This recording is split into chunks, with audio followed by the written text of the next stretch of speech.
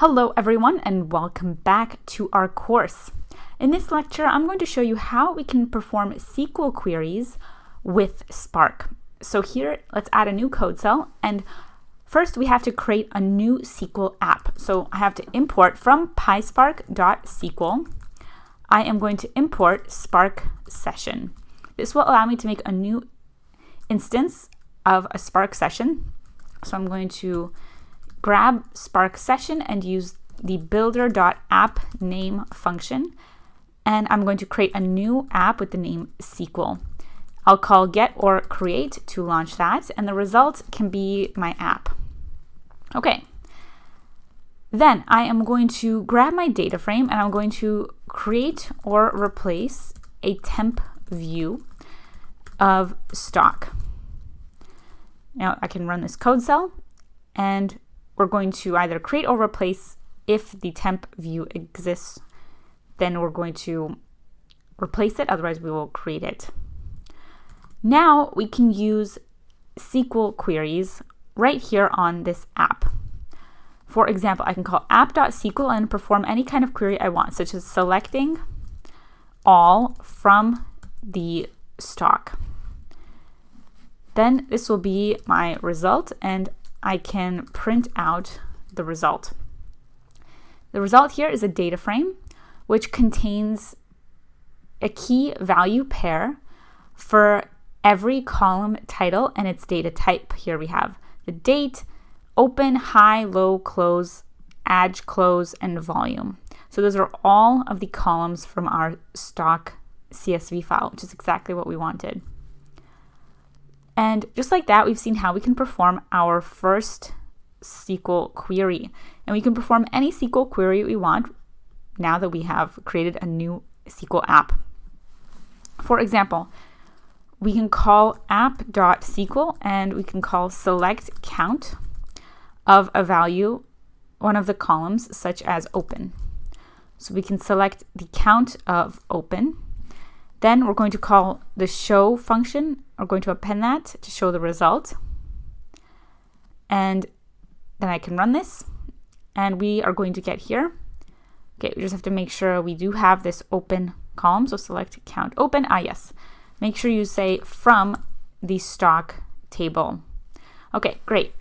Now we can see this is the count of the open column, which means the number of rows in that column, which is 1,259. And this is a SQL query.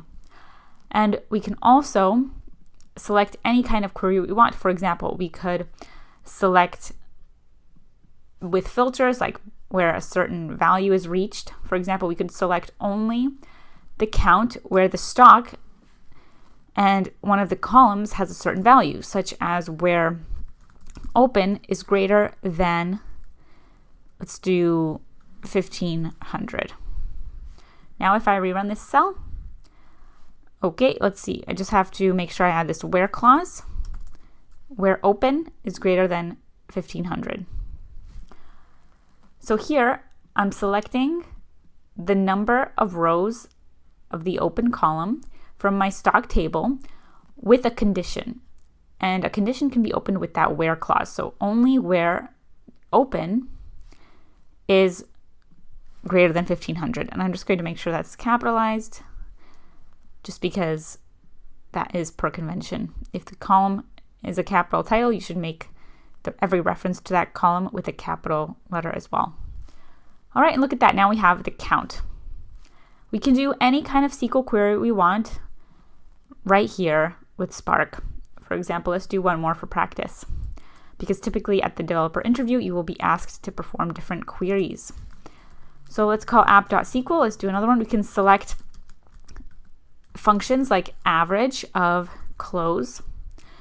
Now from stock, from that table, and we can also add optionally some conditions. Well, then let's call .show. And if I run this code cell, I'll see the average of the closing value of the stock. So you see here, this average AVG, that is a SQL function. So that is now implementing SQL in the SQL query. So we can either just use PySpark and use its functions, or we can implement SQL queries as well. And we can add conditions, of course. For example, you could check the closing only on a certain date or only on a certain value. And we can just add a condition with a where. So we could say where close is greater than 1,000. So this time we're only getting the average from the rows in the stock table where the close column at that row must be greater than 1,000. We can run this out. Now we have a different average value. If we change that to 2,000, we get a different average value. And we don't have to use just the close. We could do, for example, the high as a different column for our condition. Just because it's our column for average doesn't mean it has to be our column in the condition. We can also combine conditions with the AND keyword. So this AND clause, I can just add here, high is greater than 2,000 and perhaps and volume is greater than 2 million. Let's say, and we'll run this. And there we go. Now we have a different average. Optionally, we could also do or, so we're only looking for one of these two conditions to be met now, similar to an if statement where you can have multiple conditions in an if statement. Just like that, you can do the same in SQL. So there are actually many, many more SQL functions and SQL operations that you can perform. They can get quite complex and long as well. So studying SQL is definitely recommended if you're training for that interview. Awesome. All right, so I'm going to encourage you to keep practicing and perform more queries.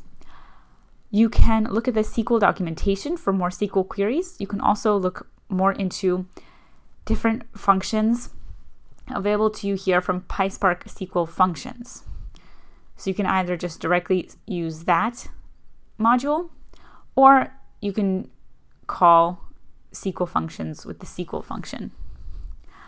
Congratulations, everyone, and I hope to see you in another course.